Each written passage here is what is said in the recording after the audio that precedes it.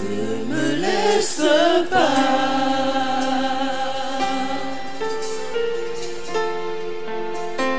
Je veux tout abandonner et restaurer notre amitié. Tu es mon désir.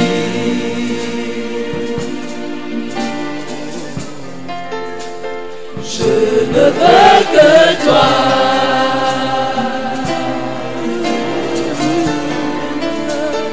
Rien ne peut te remplacer.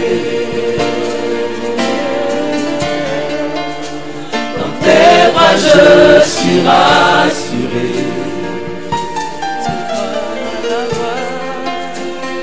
Montre-moi la voie qui me ramène à toi. Attire-moi à toi. Nous voulons chanter de tout cœur devant le Seigneur. Attire-moi à toi. Chante avec ton cœur ce matin. Ne me laisse pas.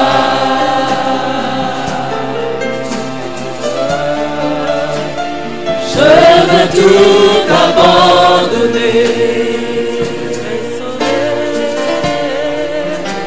et restaurer notre amitié.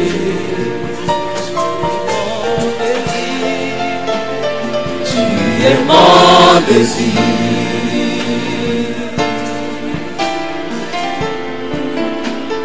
Je ne veux que toi.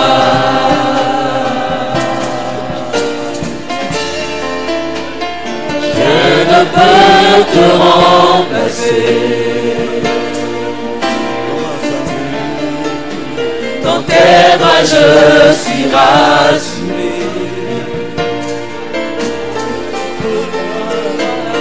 Montre-moi la voie qui me ramène à toi.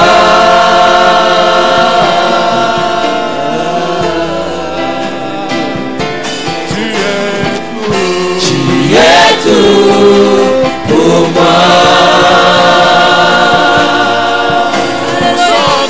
Sans toi, je ne peux vivre. Tu es tout pour moi. Garde-moi près de toi. Tu es tout pour moi. Sans toi, je ne peux vivre. Tu es tout pour moi. Garde-moi près de toi. Est-ce que nous pouvons élever la voix, demander au Seigneur de nous garder près de lui? Parce qu'il est tout pour nous. Dis-le lui encore, tu es tout pour moi, Seigneur. Rien ne peut te surpasser, rien ne peut te dépasser, Seigneur. Personne ne peut te remplacer dans ma famille. Tu es tout pour ma famille. Tu es tout pour ma maison. Tu es tout pour mes enfants, pour mon épouse. Tu es tout pour nous, Seigneur.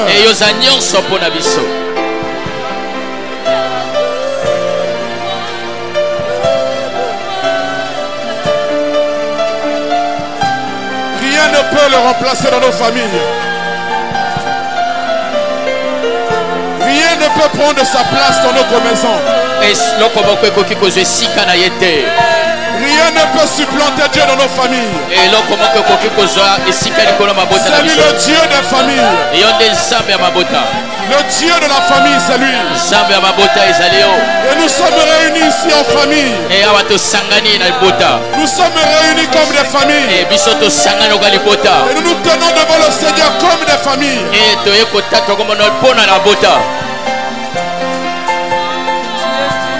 Gloire à toi, Seigneur. Gloire à toi, l'ami fidèle. Gloire à toi, le Tout-Puissant, le Dieu des familles. Que toutes les familles qui sont ici acclament le Dieu qui les a suscités.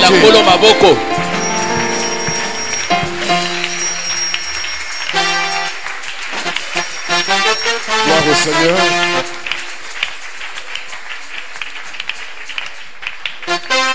Amen. Amen. Amen. Amen. Amen. Est-ce qu'on peut acclamer le Dieu des familles? Betela Nzambe ya mabota maboko makasi. Le Dieu de qui toutes les familles sur la terre tirent leur nom. Betela ya maboko.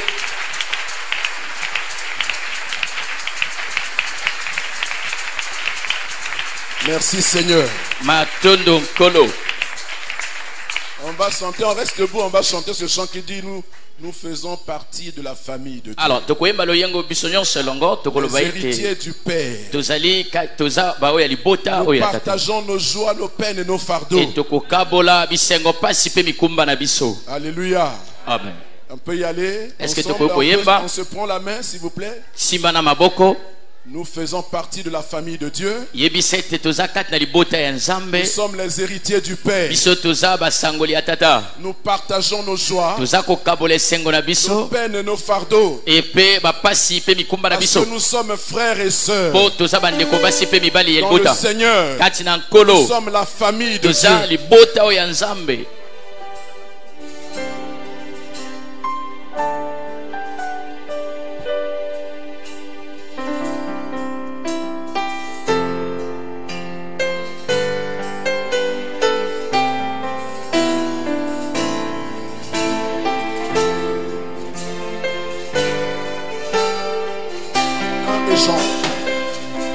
Et nous faisons partie de la famille de Dieu, les héritiers du Père.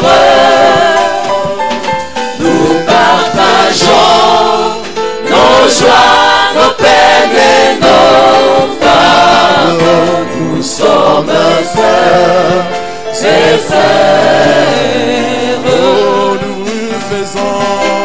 Nous faisons partie de la famille de Dieu, les héritiers du Père. Nous partageons nos joies, nos peines et nos fardeaux. Nous sommes sœurs et frères. Pendant que ce chant continue d'être joué, pendant que nous avons les mains tenues comme ça, nous allons prier pour nos familles. Élève ta voix, prie pour toutes les familles de l'église. Prie pour toutes les familles de l'église. Qu'elles soient à Pointe-Noire ou à Fondo ou à Ouesso, prions pour les familles de la terre. Tu es le Dieu des familles. C'est toi qui nous as rassemblés en famille. Tu veux être au cœur de la famille. Nous sommes ton héritage. Et tu es notre héritage. Nous te bénissons pour toutes les familles. Et nous voulons te recommander ce matin. Donne-nous d'être solidaires. Que nous portions les fardeaux les uns les autres. Que nous partagions les joies les uns les autres. Que nous portions les fardeaux les uns les autres. Seigneur, envoie l'unité au milieu de nous. Répands ton amour au milieu de sa famille. Répands ta grâce au milieu de sa famille. Que ces familles te connaissent davantage. Qu'elles s'affermissent dans tes voies. Et qu'elles te suivent chaque jour. Seigneur tout-puissant, le Dieu de grâce, le Dieu fidèle, le puissant de Jacob, le vainqueur de Golgotha. Toi le Père qui a envoyé le Fils au milieu de ce monde, au milieu de familles, pour amener le salut dans nos familles. Pour dire avec Corneille au Seigneur Jésus. Et tu seras sauvé, toi et ta famille. Pour dire avec Josué, moi et ma maison, nous servirons l'Éternel. Seigneur, sois béni ce matin.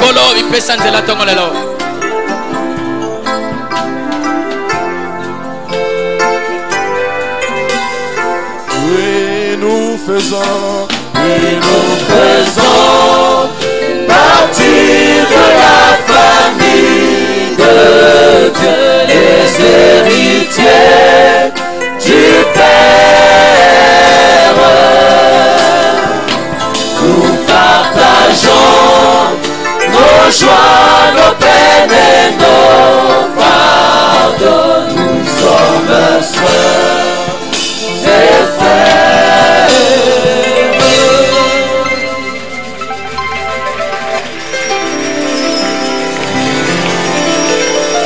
Merci Seigneur. Gloire à Jésus. Nous pouvons nous saluer les uns les autres rapidement. Salut ton frère, ta soeur à côté de toi, devant toi, derrière toi. Souhaite-lui la bienvenue dans la maison du Seigneur, dans la maison du Dieu de la famille. Et nous bénissons toutes les familles ce matin. Alléluia. Amen.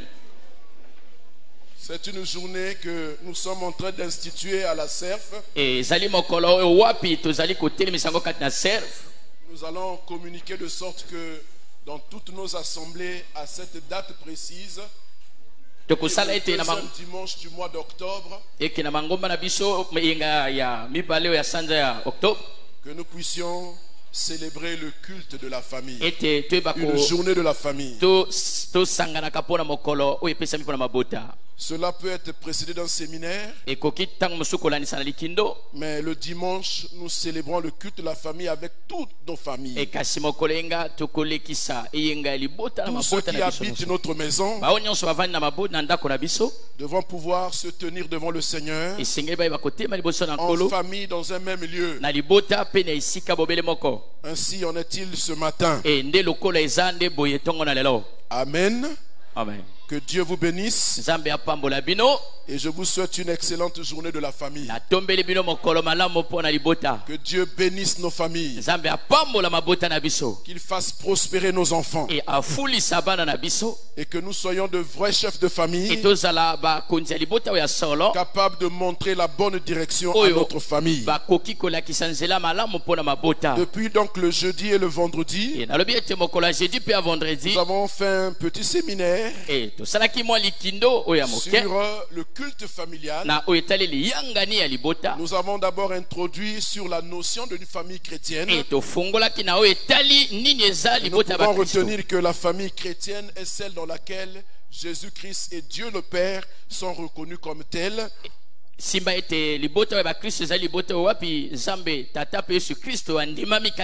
où le Saint-Esprit habite, là où la parole de Dieu éclaire la maison comme une lampe,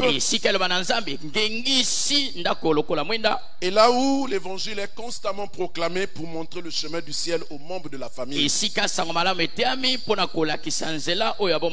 Nous avons parlé du culte de la famille pour dire que chaque famille devait pouvoir tenir un culte. C'est une instruction du Seigneur. Nous avons lu un texte dans Deutéronome chapitre 6 versets 6 et 7, et ce texte dit ceci: et ces commandements que je te donne aujourd'hui seront dans ton cœur. Dieu parle ainsi aux chefs de famille.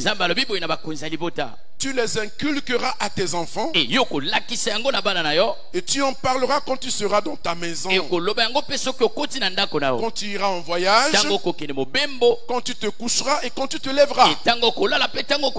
Voilà l'instruction que Dieu donne aux chefs de famille. Et nous y voyons en filigrane le culte familial.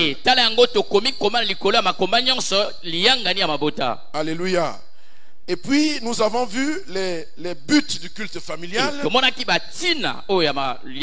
avons dit qu'il permettait à la famille de rester en communion avec Dieu. Elle permet à la famille d'écouter Dieu et de lui parler. Elle permet la communion entre les membres de la famille dans la prière. Elle facilite l'instruction et la maturation de chaque membre de la famille.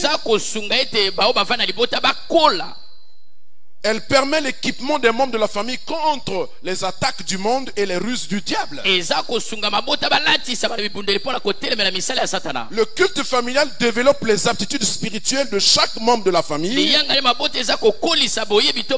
la vie de prière, la vie de louange, d'adoration, la méditation de la parole de Dieu, la consécration et le service pour Dieu. Mais aussi la manifestation des dons et des charismes. Le culte familial permet une préparation pour l'éternité. Il favorise le développement de la piété dans la famille. Et enfin, elle développe la vie spirituelle commune au sein de la famille. Alors nous avons aussi parlé de la pratique du culte familial. La fréquence qui dépend de la décision que la famille prend en fonction des occupations des uns et des autres. Mais l'instruction ou la volonté du Seigneur, c'est que nous puissions avoir ce culte-là tous les jours. Les participants au culte familial, ce sont toutes les personnes qui habitent notre maison. Notre femme, notre mari, nos enfants, nos frères, nos soeurs, nos cousins, nos cousines. Tous ceux qui séjournent chez nous sont astreints au culte familial. Parce qu'il n'est pas question que nous hébergions des gens dont nous ne maîtrisons pas la spiritualité. Nous avons vu les animateurs du culte familial. Ce sont les membres de la famille. Papa, maman, les enfants, tous ceux qui sont là, en fonction de leur croissance et de leur maturation, peuvent animer le culte familial. C'est-à-dire faire la modération, conduire les chants, apporter une exhortation, conduire des moments d'intercession, etc. Donc, en fonction de la maturité de chaque membre de la famille, les responsabilités peuvent être attribuées à chacun. Mais aussi, lorsque la famille n'est pas encore mûre, les parents, papa et maman, doivent pouvoir s'occuper de la direction du culte d'abord. Et nous avons parlé aussi de la durée du culte familial. Selon qu'il y a des enfants à bas âge, nous allons doser de sorte qu'ils ne soient pas fatigués, ennuyés, qu'ils commencent à dormir. Donc, il peut durer entre 15 minutes et 30 minutes lorsque les enfants sont à bas âge. Mais si les gens sont mûrs dans la famille, ça peut aller jusqu'à 45 1 heure du temps. Amen. Nous avons vu le contenu du culte familial. Qu'est-ce que nous faisons dans le culte familial? Quelles sont les différentes rubriques ou les différentes étapes? Nous avons parlé des chants et des prières, forme d'action de grâce, louange ou de repentance, selon que l'esprit nous conduit. Deuxième étape, c'est l'exhortation biblique. Troisième étape, ce sont les requêtes des membres de la famille. Et on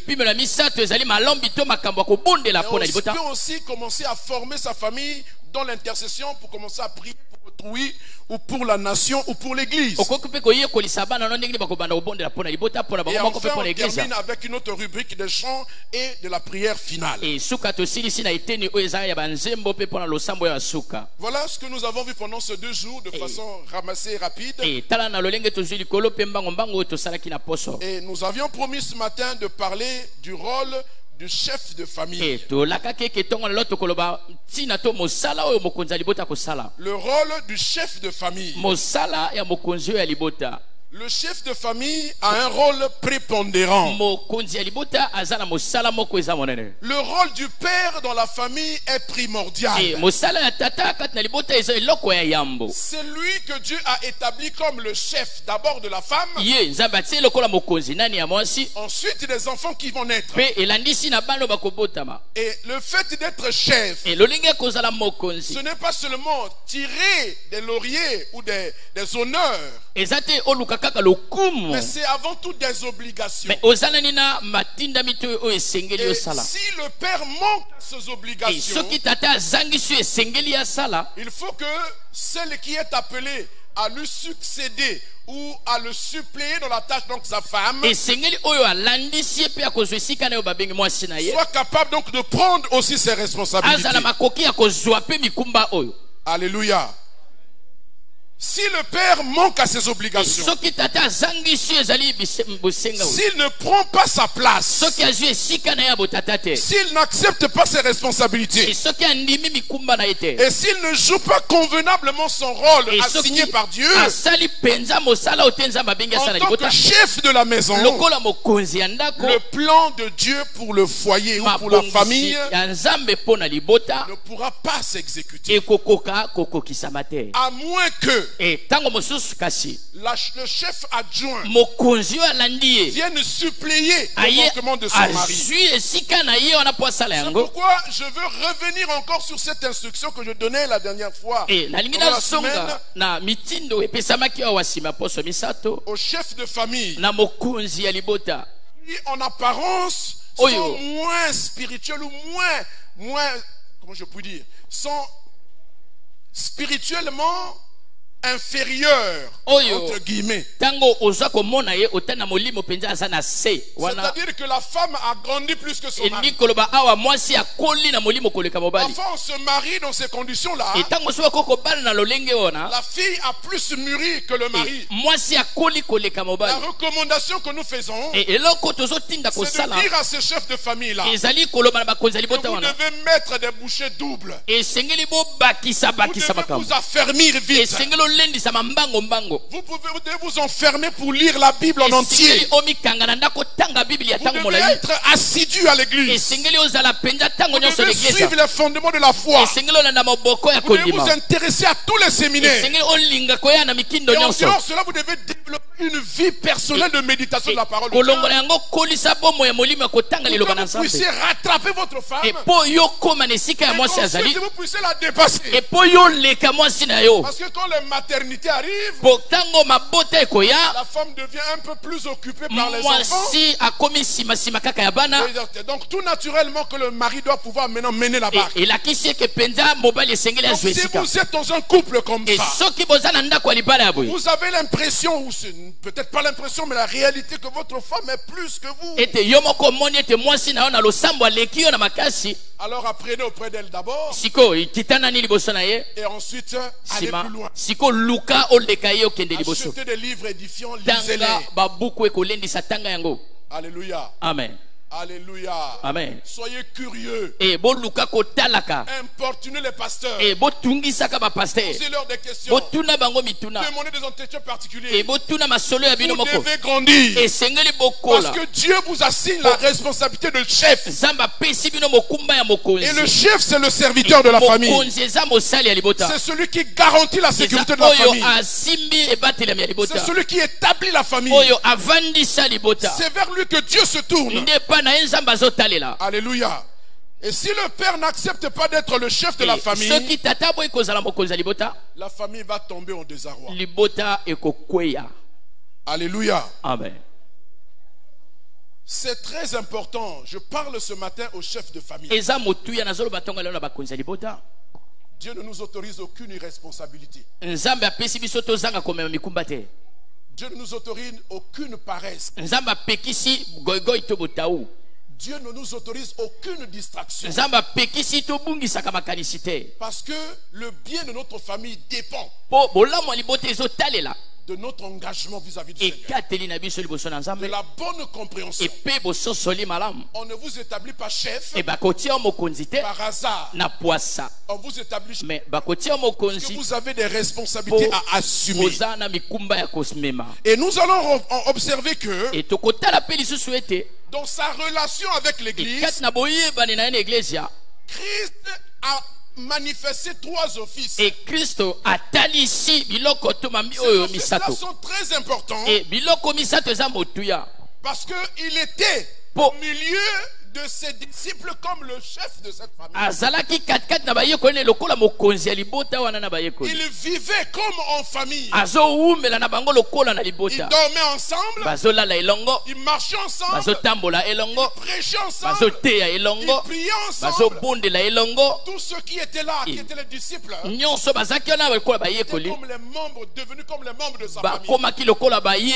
La preuve, c'est que le jour où il revenait de Jérusalem, et qu'il a disparu du milieu de ses parents, on l'a cherché, on l'a retrouvé avec ses disciples.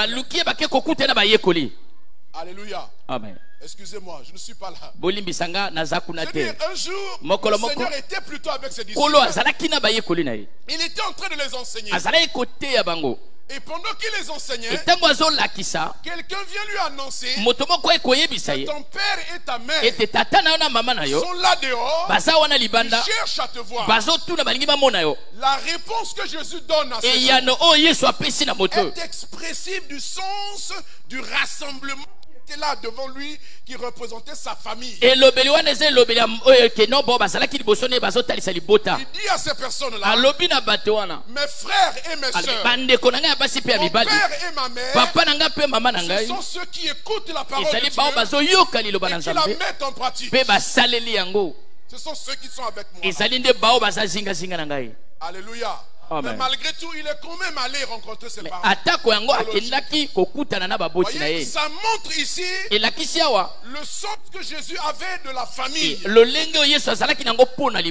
si nous voulons une famille véritable, il faut qu'elle soit capable de transcender les temps de ce monde. Je suis en train de dire que si vous êtes membre d'une famille biologique et que en plus vous en êtes le chef, vous devez travailler de manière à ce que tous les membres de la famille deviennent les membres de la famille de Dieu. Il ne faut pas que la famille reste au niveau filial seulement. Si elle reste au niveau filial, au moment de l'enlèvement, il est possible que certains membres ne puissent pas être enlevés. Donc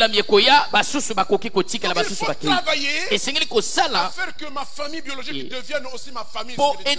Et ça, c'est la responsabilité du chef de famille. Donc je disais que Jésus a assumé 3 offices différents. Alléluia. Amen. Et le Seigneur, par délégation, a confié aussi ces 3 offices au chef de famille. En tant que chef de famille, vous êtes le représentant de Christ dans votre famille. Et vous devez connaître la pensée de Christ. Vous devez cerner l'enseignement de Christ pour être capable de l'enseigner à votre femme. La première responsabilité du chef de famille, c'est de veiller à la qualité de la vie spirituelle de sa maison. De veiller à ce que chaque membre de la maison ait une communion avec Dieu. Vous pouvez vous trouver dans une famille chrétienne. Papa et maman ont la Bible, mais les enfants n'ont pas de Bible. C'est pas normal. Ça commence par là. Il faut doter chaque enfant d'une Bible. Et veiller à ce que chacun lise cette Bible. En l'entraînant pendant le culte familial, dans la lecture de la Bible, à la méditation de la Bible et à la prière. Si le chef de famille n'est pas capable d'assumer ça, il est défaillant. Alléluia. Amen. Donc dans chaque famille, le père tient une position semblable à celle de Christ vis-à-vis de sa famille. il doit assumer ces 3 offices principaux qui lui ont été délégués par le Seigneur, par l'autorité qu'il représente, donc Jésus-Christ, et dont il ne peut pas se disculper, il ne peut pas s'esquiver, il ne peut pas éviter ça, sauf à exposer sa famille. Ceux qui étaient là peuvent se rappeler de pourquoi le culte familial. Donc chaque père de famille est appelé à être à la fois sacrificateur pour sa maison, il est appelé à être prophète de sa maison, et il est appelé à être roi de sa maison.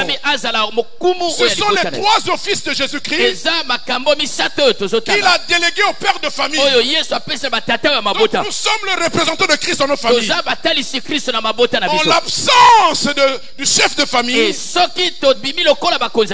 3 offices-là sont aussi assumés par la femme. Ou en cas de défaillance, souvenez-vous de Séphora. Au moment où le Dieu voulait tuer son mari, à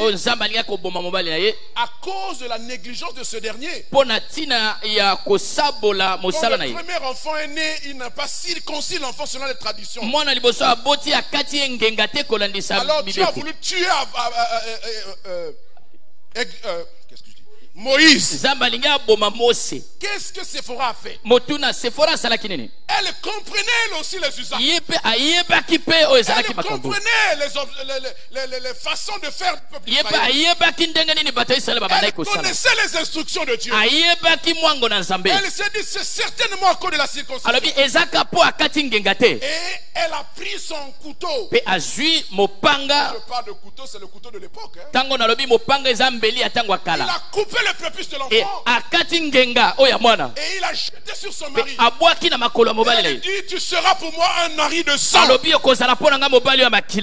comment Moïse a été sauvé à cause de sa femme.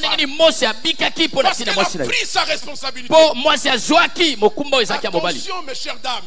Il peut arriver que votre mari devienne négligent. Il commence à négliger la prière, négliger le service de Dieu, négliger sa discipline spirituelle. Vous devez être là pour le lui rappeler. Parce qu'il y va de votre sécurité avec vos enfants. Ne soyez pas complaisantes. Réveillons-nous tous ensemble. Et veillons au bien-être de notre famille. Dieu nous y a établis et nous a donné des responsabilités sur ces enfants-là. Bien-aimés, il y a des familles ou des hommes qui meurent de honte devant l'inconduite des enfants. Alléluia. Amen. Et cela ne doit pas nous arriver. Amen. Amen. Et même si cela arrive, nous avons les ressources pour échapper à ça. 3 offices du chef de famille. Premier office, en tant que sacrificateur. Le sacrificateur, dans l'ancienne alliance, je vais résumer, c'était la personne qui était chargée d'assumer le relais ou le pont entre l'homme ou la communauté d'Israël et Dieu. Écoutez, Dieu est saint. Et en vertu de sa sainteté, il ne peut pas approcher le pécheur. Il ne peut pas avoir le pécheur au risque de le tuer. Mais Dieu désire avoir une communion avec ce peuple. Et il se fait des moyens pour avoir une communion avec son peuple malgré son péché. Alors il a institué la sacrificature. Et il a établi des sacrificateurs qui devaient offrir des sacrifices de manière à relier le pécheur avec son Dieu. Et ainsi, il assumait cette responsabilité devant le peuple. Bien sûr, il devait commencer par lui-même, apporter ses propres péchés avec Dieu, ensuite apporter les péchés du peuple. Et cela se faisait au moyen du sang des animaux qui était sacrifié et qui prenait la place de celui qui a péché. Et Christ est venu accomplir cet office-là. C'est pourquoi Jean-Baptiste pouvait l'appeler l'agneau de Dieu qui ôte le péché du monde. Sous-entendu qu'il devait être sacrifié, crucifié, pour obtenir le pardon définitif de l'humanité. Et Christ est mort, il est ressuscité, il est monté au ciel. Mais lorsque nous croyons en Jésus, nous héritons de son office. Nous devenons aussi sacrificateurs. Et le chef de famille, à l'image de l'Ancien Testament, il est comme le souverain sacrificateur dans sa famille. Tout le monde dans la maison est sacrificateur parce qu'on peut apporter nos offrandes. Alléluia. Amen. Alléluia. Amen. Et donc le chef de famille, c'est lui qui porte sa famille devant Dieu. Il en est le sacrificateur. Il veille à la bonne marche de sa famille. Il veille à la bonne communion de sa famille avec Dieu. Il veille en apportant le conseil, en apportant les enseignements, en aidant à faire faire. Alléluia. Amen. Dans ce premier office-là, il ne peut pas l'assumer sans la foi. Donc il est aussi un modèle de foi pour sa famille. Il doit croire que Dieu est capable d'eux. Il doit espérer en Dieu en toutes choses. Il doit être le modèle de foi pour sa famille. Et c'est une lourde responsabilité. Nous allons lire un texte dans le livre de Job que vous connaissez très bien. Job chapitre 1er. Versets 1 et 2. Pardon, nous lirons verset 1 et 2 et puis nous allons voir aussi les versets 4 et 5.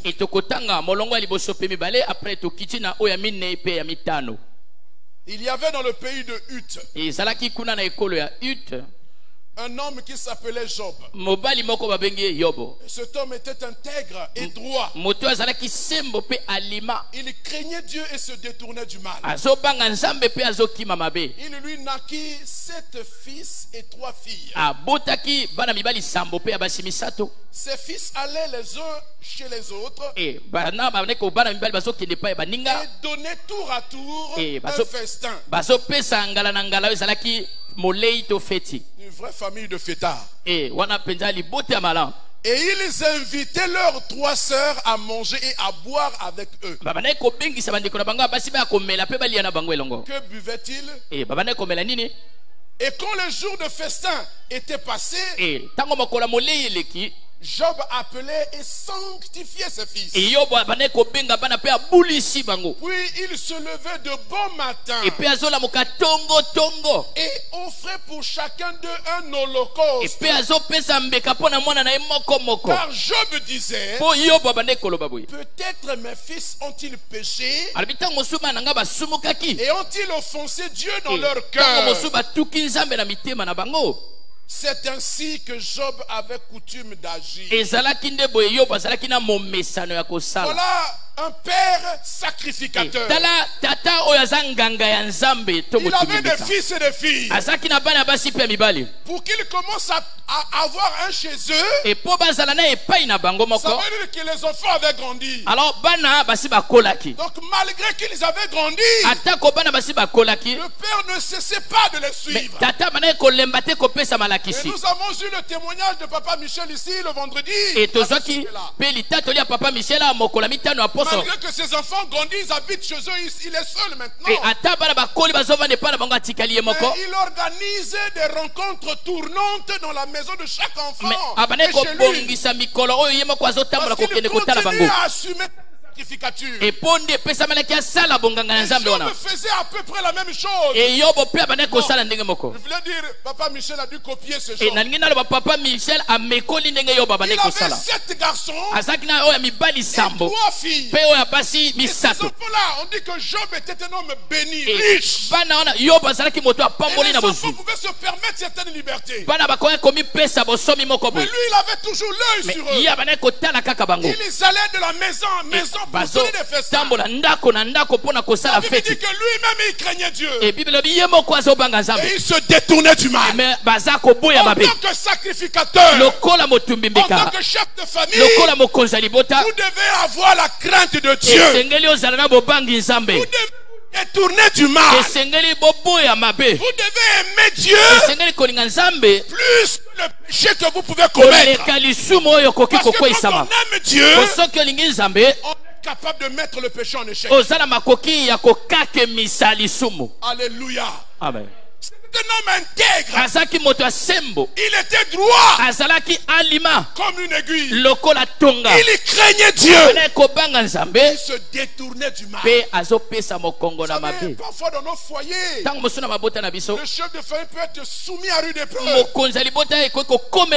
il doit rester constant. Il doit garder son cœur. Il doit garder la sainteté. Il doit veiller sur son cœur.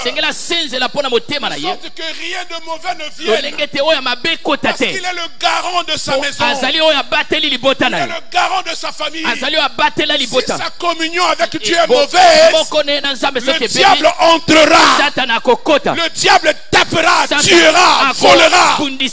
Parce que le chef a ouvert la porte. Même si vous avez péché, même si vous êtes méconduit, ressaisissez-vous vite. Tenez-vous devant le Seigneur. Répentez-vous. Confessez vos péchés. Et retrouvez une bonne communion avec Dieu. Alléluia.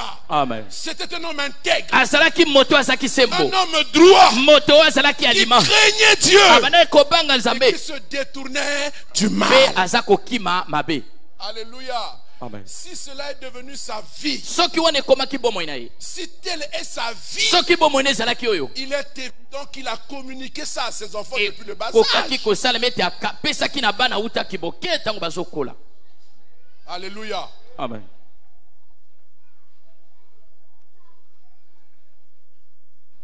Quand les enfants avaient fêté, quand ils avaient mangé et bu, vraiment une famille de fêtards. Bien sûr, il y avait l'argent. Tout ce qu'il fallait, ils en avaient. Alléluia. Amen. Et les enfants pouvaient se permettre de fêter. Et ils invitaient leurs 3 sœurs pour manger et pour boire. Ils ne bouvaient pas que du mou, hein. Je ne sais pas. Ils mangeaient et ils buvaient. C'est-à-dire qu'ils n'étaient pas loin des orgies.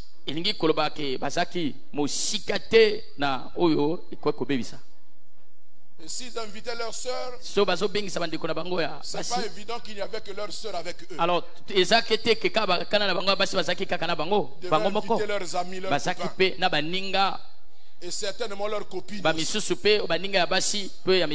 Dans nos maisons, parfois nos enfants que nous voyons là tranquilles, là, ils ont des copains. Ils ont des copines.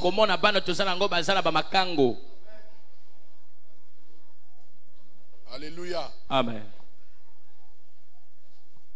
Mais ce qui importe pour nous, c'est la conduite du sacrificateur. Alors, et quand le jour de festin était passé, Job appelait et sanctifiait ses fils. Il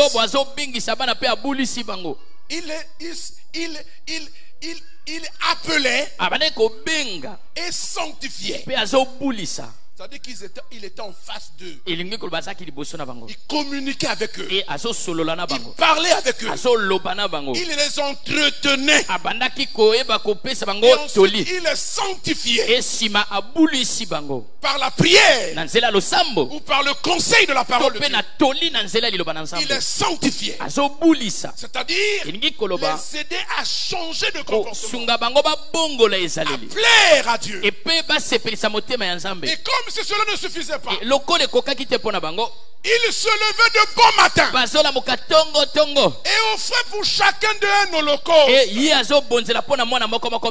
Il offrait un sacrifice pour chacun d'eux. Vous voyez la minutie de ce père de famille. Vous voyez la responsabilité qu'il ressent. Le poids qu'il ressent. Il appelait, il sanctifiait. Mais il ne s'arrête pas là. Il se lève tôt le matin. Avant de parler aux autres, il parle à Dieu en faveur de ses enfants. Et il offre des sacrifices. Et quel sacrifice? Un holocauste. Où l'animal tout entier est brûlé. Ces animaux-là représentant chacun de ses fils. Je les offre à l'Éternel. Je les sacrifie à Dieu. Corps, âme, esprit. Il offrait ce sacrifice-là. Pourquoi? Parce qu'il se disait, peut-être mes fils sont-ils péchés et ont-ils offensé Dieu dans leur cœur? Parce que parfois, pendant l'entretien, les enfants peuvent avoir honte si vous n'avez pas développé une amitié entre vous et les enfants. Ils ne vous diront pas la vérité. Parce qu'ils ont peur de votre réaction. Ils ne vous diront pas tout ce qu'ils ont fait. Ils vont parler comme ça légèrement. Mais le Père sait. Mais ce qui importe, c'est le cœur. Oui, j'ai parlé avec eux. Est-ce qu'ils m'ont dit toute la vérité? C'est pas grave, je ne peux pas leur forcer la main. Mais j'ai quelqu'un qui connaît leur cœur. J'ai quelqu'un qui voit leur cœur. J'ai quelqu'un qui lit dans leur cœur. Alors si je ne peux pas accéder à leur cœur, il y a quelqu'un qui peut y accéder. Alors je me tourne vers celui-là qui peut accéder au cœur des hommes. Peut-être ont-ils offensé Dieu dans leur cœur. Les secrets de cœur de nos enfants, nous sommes loin de nous imaginer. Quand ils sont fermes dans leur chambre, vous ne savez pas ce qu'ils font. Vous ne savez pas ce qu'ils lisent. Vous ne savez pas ce qu'ils voient sur Internet, sur Facebook. Cette histoire-là de Facebook, il fait des ravages parmi nos enfants. Peut-être ont-ils péché. Certainement ont-ils péché. Ils pêchent. Devant vous, ils donnent l'impression d'être des bons enfants. Correct. Mais si jamais Dieu vous permet de voir ce qu'ils font, vous serez capable même de tomber évanoui. Comment ils ont pu? Je ne dis pas que tous les enfants sont comme ça. Il y en a qui sont disciplinés. Il y en a aussi qui sont hors la loi. Qui sont polis, respectueux. Dans votre présence. Mais dès que vous tournez le dos, devant toi, il regarde les dessins animés. Dès que vous tournez le dos, ils mettent les séries. Ils voient comment les gens s'embrassent. Ils voient comment les gens font l'amour. Ils voient, puisque les télévisions montrent ça. Et quand vous n'êtes pas là, ils voient ça. Ça ne les laisse pas indifférents. Ils vont chercher à connaître. Peut-être ont-ils offensé Dieu. Je dis oui, ils offensent Dieu. Alors, jouez-moi ton rôle de sacrificateur. Appelez-les, sanctifiez-les. Prêchez-leur la parole. Nous allons faire ce matin. Nous allons apporter nos sacrifices pour nos enfants, pour sa famille, pour les sceller avec Dieu. Alléluia. Peut-être ont-ils offensé. Voyez la responsabilité qu'il reçoit en tant que sacrificateur pour sa famille.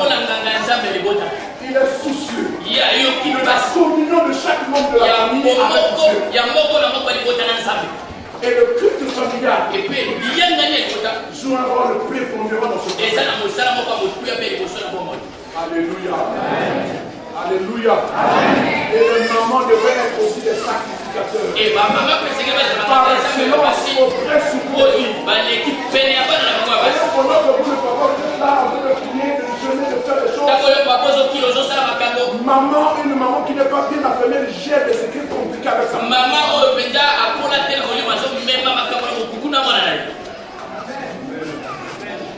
Il y a des apportements qui se font, maman, c'est Alléluia. Il y a même des prétendants qui ont déjà passé avec maman tout l'été. Papa est là comme un idiot. Est-ce que tu sais que la fille a de qui? Et quand?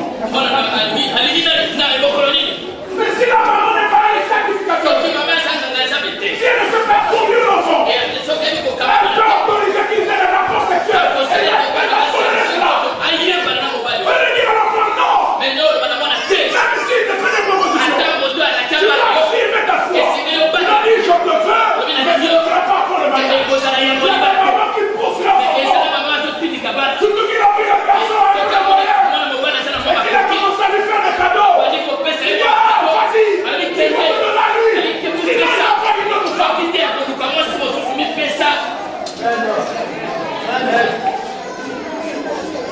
Peut-être qu'il est péché. Bien-aimé, nous avons une double de responsabilité. Et c'est ça l'église.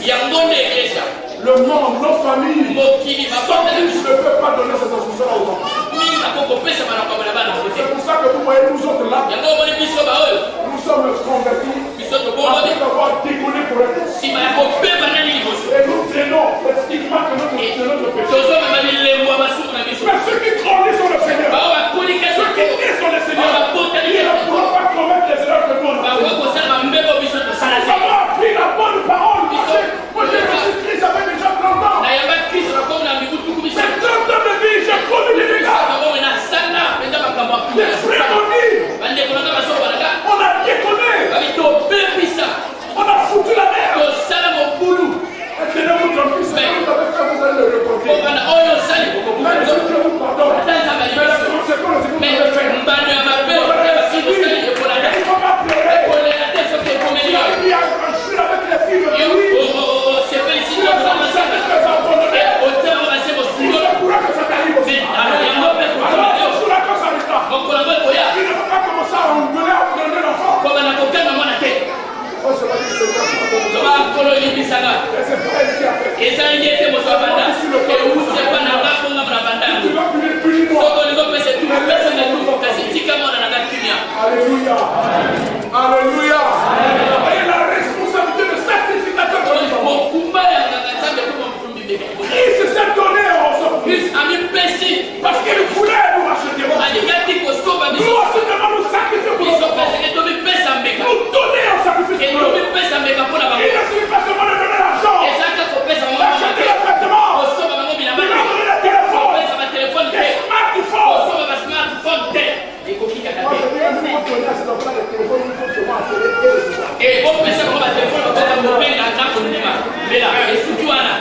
Alléluia. C'est ça la responsabilité. La Bible dit quoi? Si ton bras est pour toi une occasion, tu ne fais pas. Si ton cœur est pour toi une occasion, tu fais pas. Tu l'arraches. Et si le téléphone, smartphone, est une occasion de se trouver. Personne ne dit pas.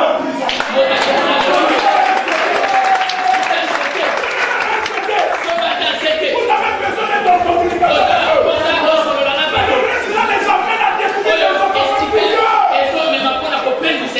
Vous avez votre téléphone pour pas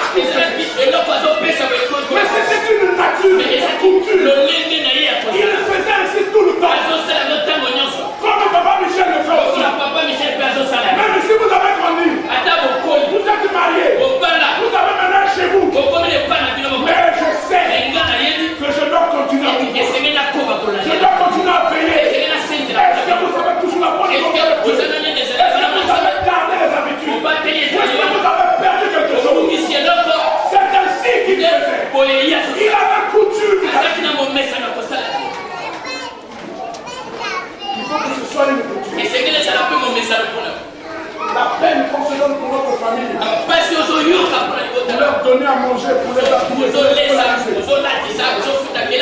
ne vaudra rien si on ne fait pas la même chose dans le domaine de l'esprit. S'ils ne prenons pas soin de leur âme. Alléluia. Amen. Alléluia. Amen. Deuxième office de chef de famille, en tant que prophète. En tant que prophète. Le deuxième rôle que Dieu donne au père de famille est celui de prophète. Le prophète, c'est avant tout un enseignant de la parole de Dieu. Il enseigne avec la particularité que Dieu lui a donnée. Et son rôle, c'est de présenter Dieu dans sa famille et d'en être le porte-parole. Il doit se tenir comme tel, comme le porte-parole de Dieu, comme celui qui apporte la parole de sa famille, comme celui qui représente Dieu dans la famille. Il parle de sa part. Et s'il le fait de tout son cœur, les membres de sa famille reconnaîtront en lui ce rôle. Nous avons vu pendant la semaine que la famille chrétienne avait un rôle prophétique. À montrer aux hommes le chemin vers Dieu. Nous sommes tous nés dans des familles. Une famille chrétienne dans le quartier qui se conduit bien, qui agit bien, qui gère bien, sera le porte-parole de Dieu pour les autres familles. Alléluia. Mon professeur à Kinshasa nous a fait un témoignage. Il devait commencer une assemblée dans un quartier. Mais cette assemblée-là commence d'abord par la réunion dans une famille, avec une famille. Donc, des jours comme on dit, il allait dans cette famille. Il a fermé la famille. On va aider ce couple-là à bien se conduire parce qu'il avait des problèmes. Et au fil du temps, le couple a commencé à s'aguerrir. Et à la prochaine réunion, le couple avait invité un couple voisin. Ils sont venus aussi pour écouter la parole de Dieu. Parce qu'à un moment donné, ils se sont rendus compte que les disputes, les bagarres, les injures qu'il y avait dans la passée, ils ont cessé de les entendre. Alors que chez eux, ça continuait. Alors ils sont venus voir son ami. Mon ami. Mais je n'entends plus là. Je t'entends plus. Oui, je n'entends plus. Parce que Jésus est passé par là.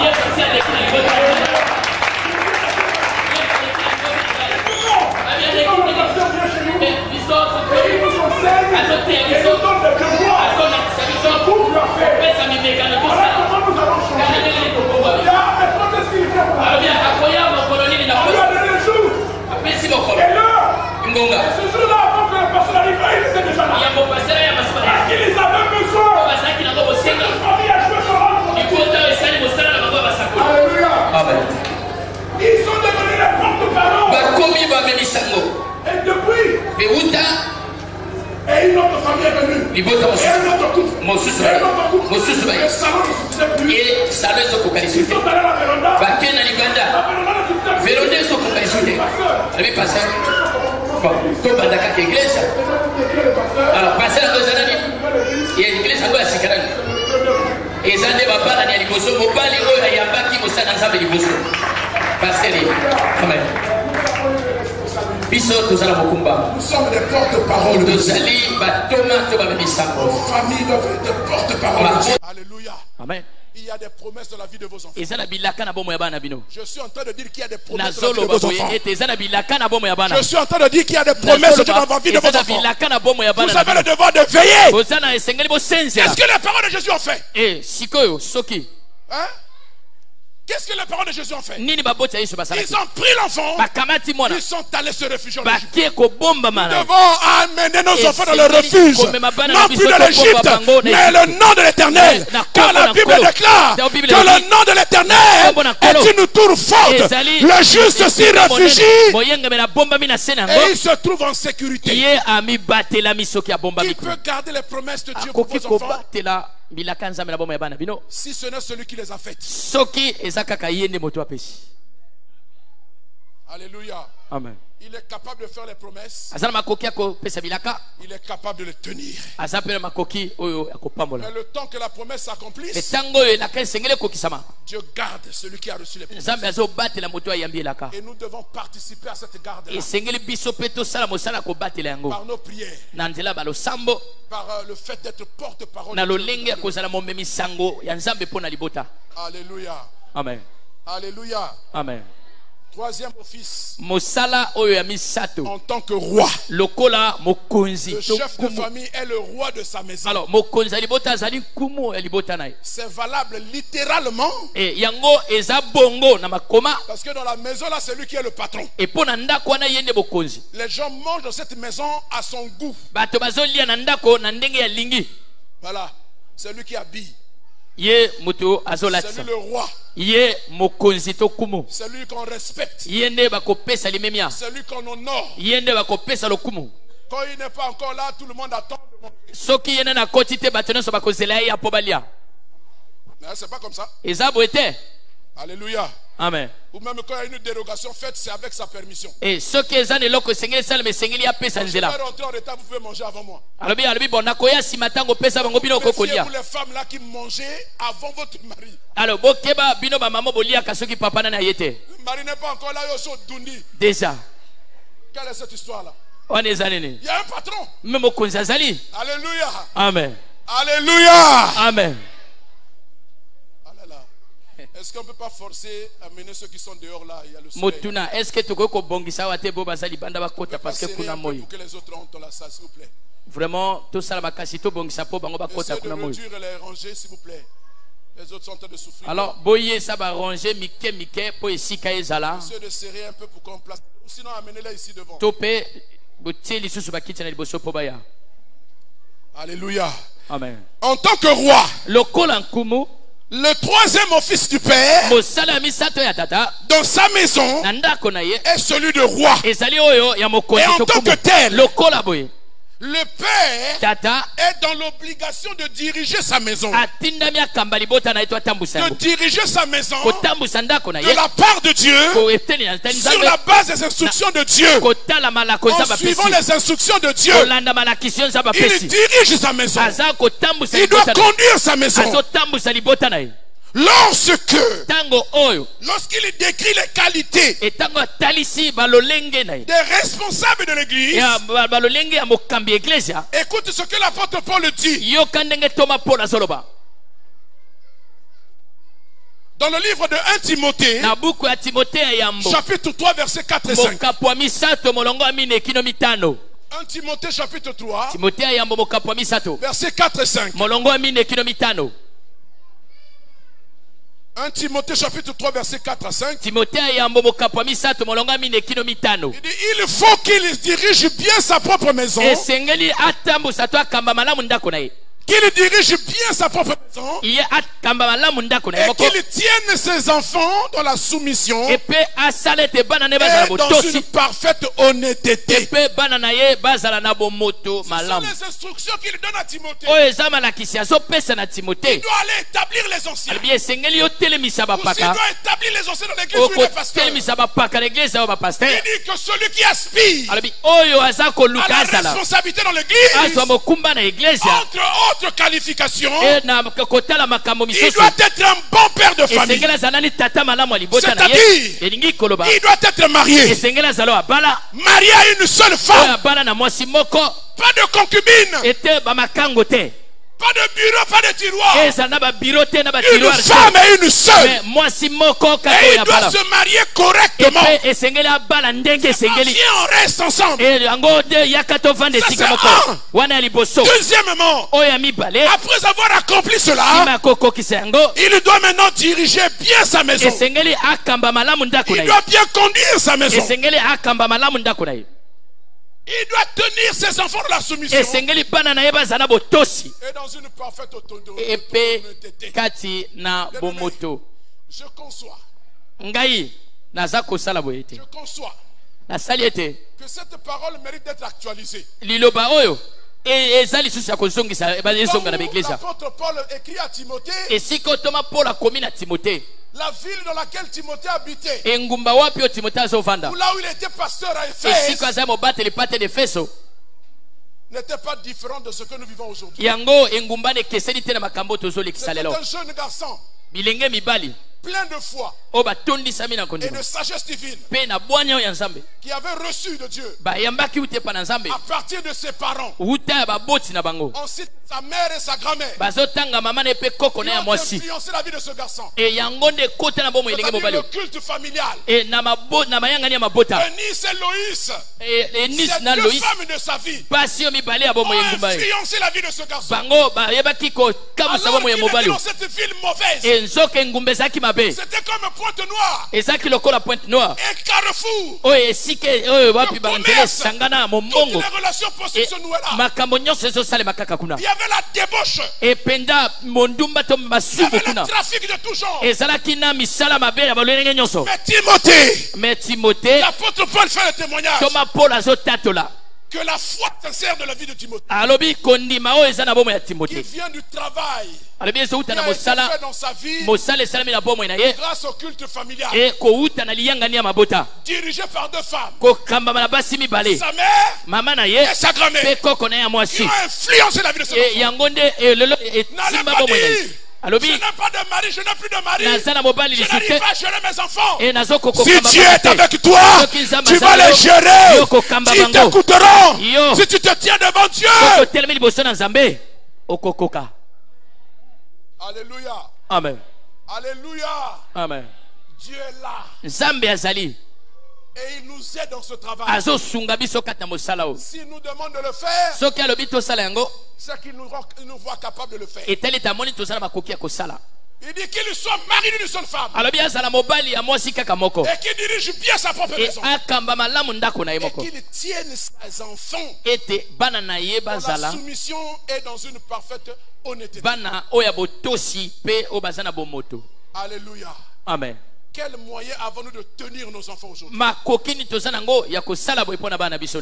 Alléluia. Peut-être à l'époque, les gens n'allaient pas à l'école comme nous aujourd'hui. Les familles n'étaient pas comme nous aujourd'hui. Les familles sont hyper occupées. Tout le monde est occupé. Même maman est occupée. C'est pourquoi chez les Arabes, pour veiller à l'éducation des enfants, ils ne permettent pas que leurs femmes travaillent. C'est un mal nécessaire aujourd'hui. La femme de ne pas travailler, même si tu lui dis: je vais te donner un salaire équivalent à ce que tu fais à la maison pour éduquer nos enfants, on va te taxer de tous les noms. Que tu es macho, que tu es ceci, que tu es cela. Et nous voyons donc nos familles sont comme ça. Elles se détruisent. Parce que quand les enfants reviennent de l'école, les parents ne sont pas encore là. Parfois on a obligé de confier notre petit enfant à bas âge à une nourrice. Et quand il n'est pas là, elle maltraite ton enfant. Quelqu'un m'a envoyé une vidéo. Un père de famille a mis une caméra dans la maison. Et quand il va au travail, la nourrice là, elle maltraite l'enfant. Elle tabasse l'enfant. Vous n'avez pas vu ça? Alléluia. Amen. C'est ça notre société aujourd'hui. Parce que nous sommes tous occupés. Tous nous sommes pris. Il n'y a personne qui soit disponible. personne. Mais ce que nous disons aux enfants de Dieu, ce que nous disons aux chefs de famille, quoi que vous soyez occupés, quel que soit le niveau de vos responsabilités, quel que soit le poids de ces responsabilités, débrouillez-vous pour avoir une vie de famille. Organisez-vous pour avoir un temps pour votre famille, pour la prière, pour l'enseigner la parole de Dieu. Sinon, nous allons récolter ce que nous méritons. Alléluia. En tant que roi, il a la responsabilité de diriger sa maison. Il a la responsabilité d'éduquer ses enfants, de leur montrer le chemin par son exemple, par la qualité de sa vie, mais aussi par ses paroles. Jésus a dit à ses disciples, moi je ne fais rien si ce n'est ce que je vois faire au Père. C'est pas seulement les miracles. C'est pas seulement le ministère public. C'est aussi la nature morale de Dieu. La nature intellectuelle de Dieu qu'il a pris. Il était dans ce monde, mais il vivait selon le modèle de Dieu. Et qu'il avait un corps, et qu'il était soumis aux mêmes pressions du corps. Il n'a pas péché, parce qu'il vivait au rythme du Seigneur. Bien-aimé, nous pouvons vivre dans ce monde, mais nous ne sommes pas de ce monde. Nous devons affirmer notre identité. Nous sommes devenus chrétiens. Nous avons une identité. Nous avons quelque chose à faire valoir. On n'a pas été subjugué par le monde. Alléluia. Amen. Le monde s'habille en colon. Toutes les filles viennent à l'église en colon. Quel genre de chrétiens sommes-nous? Nous devons refléter l'identité de celui qui nous a fait. Je ne fais rien que je ne vais faire au Père. Alléluia. Amen. Alléluia. Amen. Nous avons une lourde responsabilité. Le mot diriger veut dire exercer l'autorité pour gouverner les autres. Bien sûr, avec amour. Le père dans la maison, il incarne l'autorité royale. Même si maman a parlé qu'on n'a pas écouté, quand papa élève la voix, les enfants doivent descendre. Il ne peut pas y avoir d'affront. Non, kasi bango bakomatela bino nyoso te. C'est pas le fait de crier. Bokonzi yango ya papa eza koganga te. Ça se traite dans le secret de la prière. Yango nde eza kotasa kata libomba ni ya losambo. Quand tu commences à prier pour tes enfants, soki obandi kobondela pona bana na yo, quand tu commences à les recommander à Dieu, soki ozopesa bango na maboko na Nzambe, Dieu te qualifie d'une capacité physique pour que tu sois capable de les gérer. Yango nde ekopesa makoki ya bomoto po yo kokasiko koyangela bango. Si vous ne priez pas pour eux, soki obondeli pona bango te, hein? Si vous ne mentionnez pas vos enfants de la prière, et soki otangi bango kat na losambo te, demandez à Dieu de changer tel comportement, na Nzamba bongola oyo ezali, tel autre comportement. et tope apesa bango oyo ezali le mosusu. Vous n'êtes pas non plus qualifié pour le leur dire. Yo okokite po kene koyebisa bango Parce que yango. quand vous le leur direz, Et ne okoyebisa bango te. le ciel ne vous a pas investi pour Lola epesi bino te makoki to epusa quand oloba vous yango. parlez à l'enfant, il n'écoute pas. Omoni tango so lobi na mwana yoki yo te. Il faut repartir de la présence de Alors Dieu. zonga liso liboso na Nzambe. Amen. Amen. Alléluia. Amen. Alléluia. Amen. La grande majorité des hommes Alors sikoyo ceux qui otali kati na bato ebele ont tourné le dos à ces trois responsabilités. mingi bapesa misalo misato Ces moko. responsabilités fondamentales. Mikumba o eza moboko. Celle de mari, O ezali ya mobali. mais aussi celle de père spirituel. Oui. Père Ya et tata. chef spirituel. O ezali papa pe mokonzi ya molimo. Qui prie normalement pour ses enfants tous les jours, Abondela malam nani ya abondela kamala tous les soirs ou tous les matins. bapoko nyonso batongo nyonso Quand nani tu ya pries, soki obondeli Tu dois mentionner tes enfants. esengeli otanga kabana na Tu kati na dois les citer losambo nommément. tanga bango Et akati na pour losambo chacun d'eux, tu demandes ce que tu veux qu'on te na fasse. moko senga olingi Toute ekomela la bango vie. bomoi na bango Tous nyonso les mobimba, jours. mikolo nyonso. Alléluia. Amen. Mais beaucoup d'entre nous ne faisons pas Alors ça. kasi mingi kati na biso tosalaka yango te. Qui les prépare pour l'école du dimanche? Ça c'est une dimension qui m'a interpellé moi-même aussi. Nous veillons à ce qu'ils aient à l'école du dimanche. Mais est-ce que nous vérifions ce qu'on leur a enseigné? Est-ce que nous vérifions le matin, est-ce qu'ils sont prêts pour aller à l'école du dimanche? Est-ce qu'on les prépare à ça? On les prépare pour qu'ils aillent à l'école le matin. Mais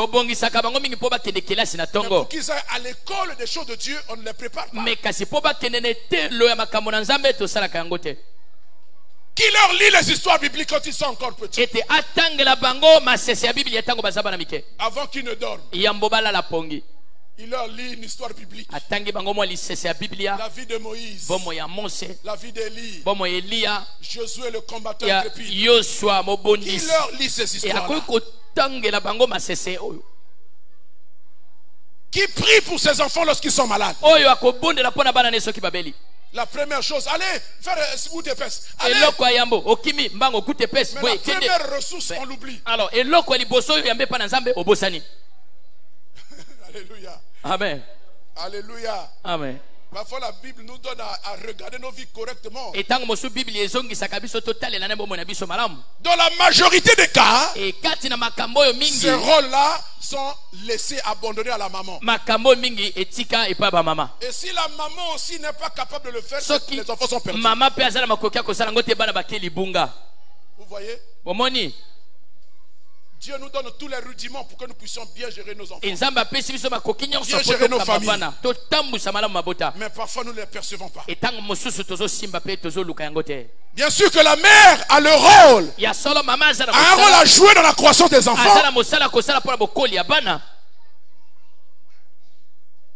Mais c'est avant tout la responsabilité du père. C'est lui que Dieu a établi dans la famille. Cette responsabilité d'initier les enfants et de les diriger dans les voies de Dieu. Ça incombe au chef de famille. Et accessoirement à son adjoint quand il n'est pas là. Bien aimé dans le Seigneur. La journée de la famille nous aide à réfléchir sur toutes ces choses-là. Commençons par instituer le culte familial à la maison.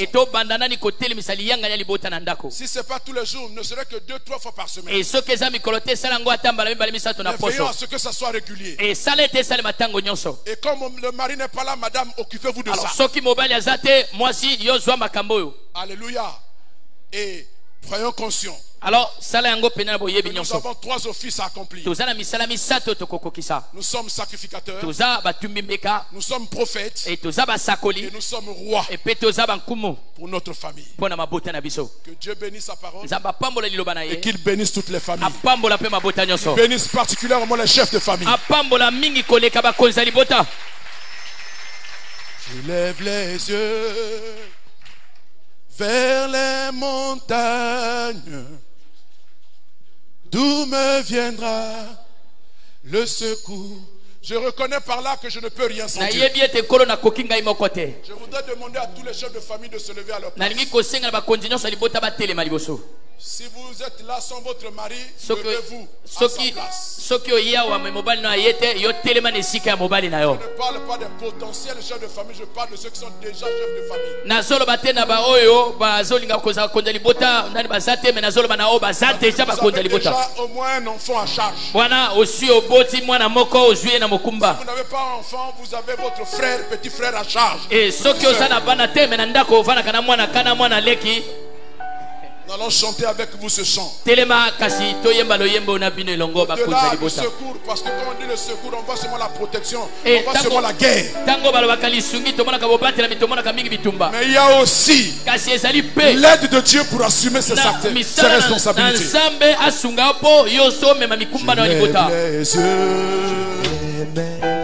Vers les montagnes, d'où me viendra le secours. Notre responsabilité est grande, nous avons besoin de Dieu.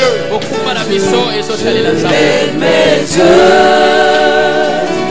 vers les montagnes, d'où me viendra le secours. Lève mes yeux Je lève mes yeux vers les montagnes, d'où me viendra le secours. Ma forteresse, c'est toi, Jésus. Mon bouclier, c'est toi, Seigneur. Que ta puissance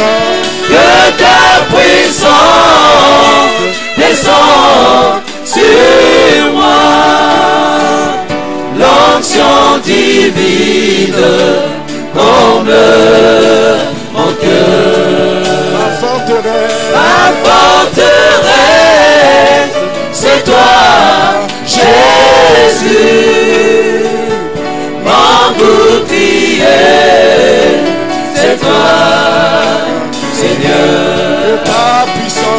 Que ta puissance descend sur moi. L'onction divine comble mon cœur. Et tout ça pourquoi? Pour t'adorer.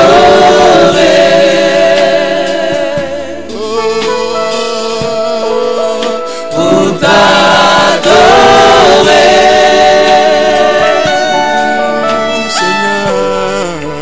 Pour t'adorer, Seigneur Jésus, me voici pour toi. Aide-moi à être un père de famille responsable pour t'adorer. Pour t'adorer. Aide-moi à remplir mes offices. Pour t'adorer. Sacrificateur, prophète et roi pour ma famille. Pour t'adorer, Seigneur Jésus, me voici pour toi. Alors nous allons élever nos voix tous ensemble. Chef de famille, demande à Dieu de te qualifier comme sacrificateur, comme prophète et comme roi pour ta famille. Demande cela au Seigneur. Lève tes mains vers lui. Lève tes yeux vers lui. Et demande-lui ses capacités. Alléluia, alléluia. Prie et lève ta voix.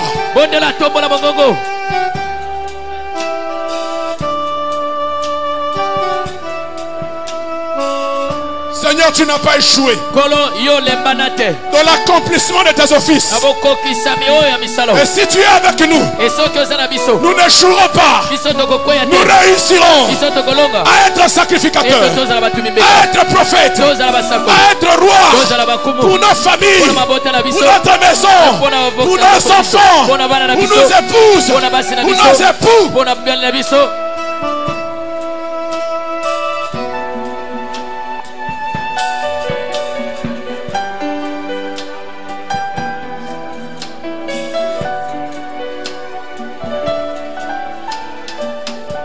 Écoutez-moi.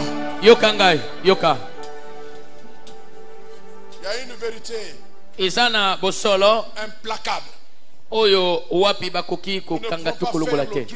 Okoki ko sala oyo zali andeke autriche. Si notre foi ne fonctionne pas dans notre maison, soki kondima na biso esali na bandako na biso te. Si elle ne commence pas à fonctionner dans notre maison, soki nani bandi ko sala bandako na biso makote, elle ne fonctionnera nulle part ailleurs. Kondima na pe ko sala misali sika mosusu te. La maison, ndako, c'est le lieu d'expérimentation de notre foi. Pour éduquer nos enfants, pour les sécuriser, pour les accompagner, bien sûr, avec la grâce exclusive de Dieu. Et nous devons manifester la foi.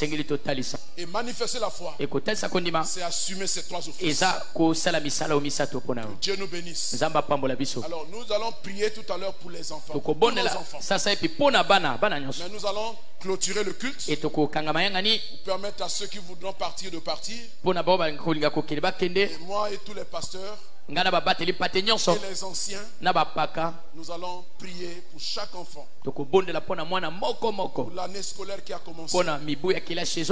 Pour la vie tout court. Nous allons leur faire l'onction d'huile. Amen. Amen. Parce que cette journée est spéciale pour nous.